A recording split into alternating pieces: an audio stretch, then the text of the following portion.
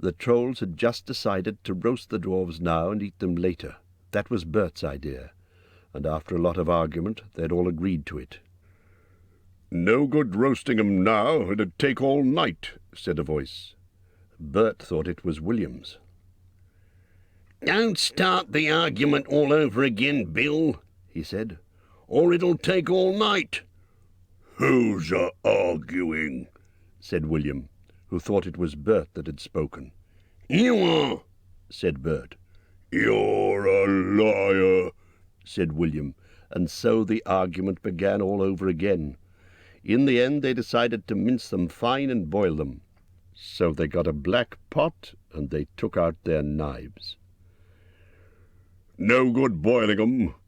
We ain't got no water, and it's a long way to the well and all," said a voice. Bert and William thought it was Tom's.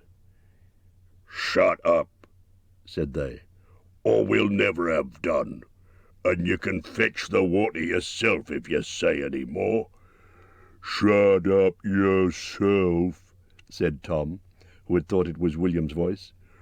"Who's arguing but you, I'd like to know?" "You're a booby," said William. "Booby yourself," said Tom.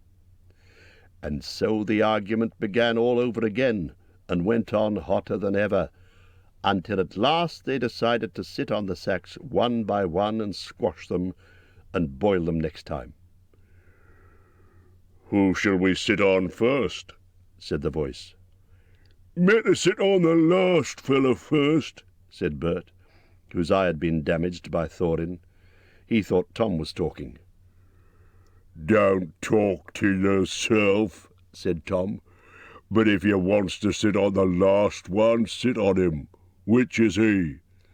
"The one with the yellow stockings," said Bert. "Nonsense, the one with the grey stockings," said a voice like William's. "I made sure it was yellow," said Bert. "Yellow it was," said William.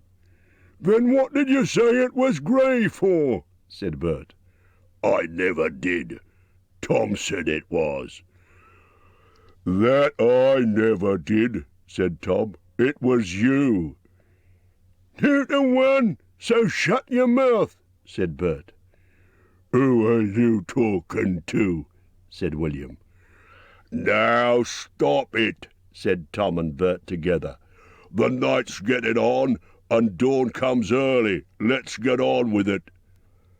"Dawn take you all, and be stoned to you," said a voice that sounded like William's, but it wasn't. For just at that moment the light came over the hill, and there was a mighty twitter in the branches.